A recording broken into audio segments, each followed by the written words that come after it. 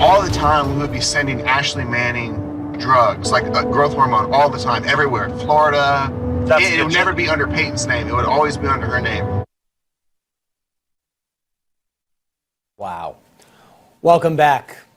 One of the greatest quarterbacks ever to play the game of football, Peyton Manning, is defending allegations he took performance-enhancing drugs.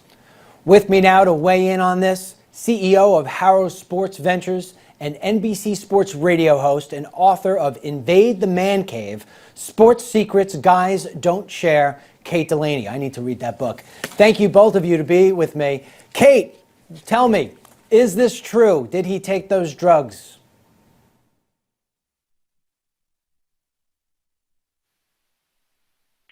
Kate there? Rick, I guess Kate is, I don't know where Kate is. I'll Rick, tell you what, your question frazzled the line. That has to be the answer because as a lawyer, there's she no didn't know way what to say, man. She didn't. You're a very dramatic journalist, and that's the appropriate question to ask, I guess, if you want to do that. As a lawyer, my first perspective is it's a report, it's an early stage, it's a rush to judgment now, I understand, and he's vociferously and vigorously denying it. You and I would under the same circumstances. Some people are saying, well, so did Lance Armstrong, but there are also people who aren't guilty who deny it. So I'm not ready to talk about the cascade of Peyton Manning's endorsements going away.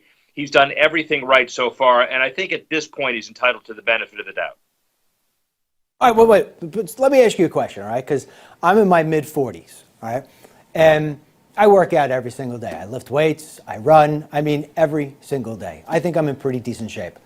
But if I go outside on Sunday and I rake the leaves for 3 or 4 hours, I'm telling you on Monday morning, I am not feeling like I want to get out of bed. So you take Peyton Manning, you take Tom Brady, you take Brett Favre. These guys are all around their 40s. They're getting hit by 300-pound linemen, 250-pound linebackers, and they're getting back up practicing during the week and playing again the next week. So if you got somebody sitting home and they hear this kind of report, you can't blame them for thinking that it's true. Well, no, you can't blame them for raising some suspicions, but I also understand that's rare, to be honest about it, because an athlete playing in an NFL life for 20, 25 years, it needs to be celebrated, just like a Cal Ripken at baseball or otherwise. And so my point is that I would rather assume that these are physical specimens that are keeping their regimen going and are doing some unbelievable things with their body that are legal until proven otherwise, I guess is the point. But we're now in a social media generation. We've had a lot of people who've denied, and it's come to be true. And so a lot of people don't want to give him the benefit of the doubt. I do believe his endorsers will. I believe his team will. I believe the league will. Yeah, Kate is back on the phone. Kate, let me ask you a question. I'm a sports fan. I used to be a quarterback. I look at somebody like Peyton Manning. He's breaking all the records. He's really sort of breaking the rules of, if you will, the laws of gravity, because the guy's still standing at his age and he's playing a great game of football.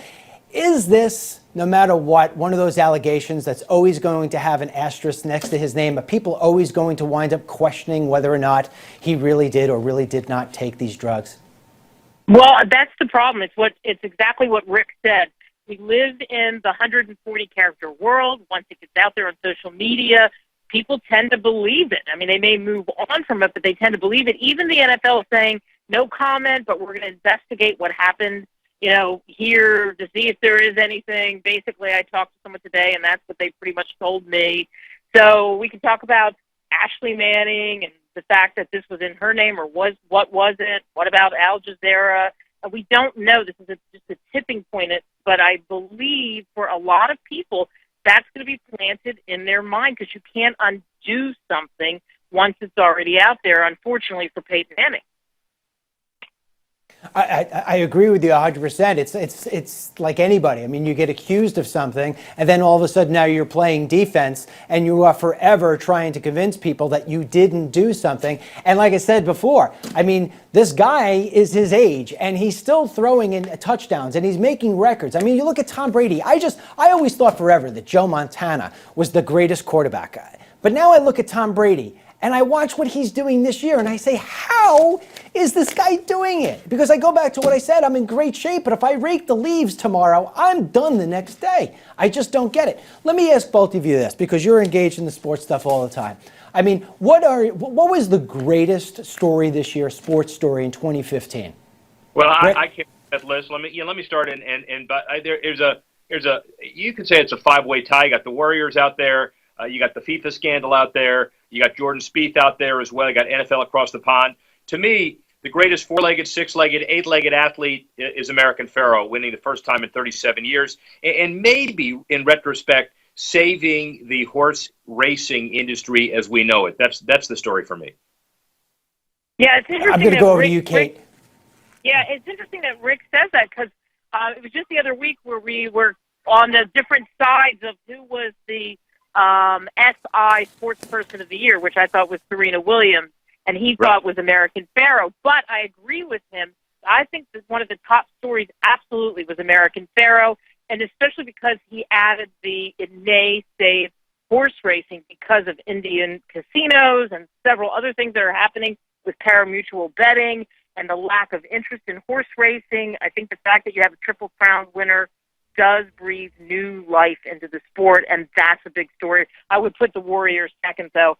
I think that, talking about what the Warriors were able to do, and then now piggybacking on what's happening so far this year, it's an amazing story. And by the way, all right, guys, I have to end it at that. We're out of time. All I want to say is Peyton Manning's got to come rake my leaves next time I have leaves to rake.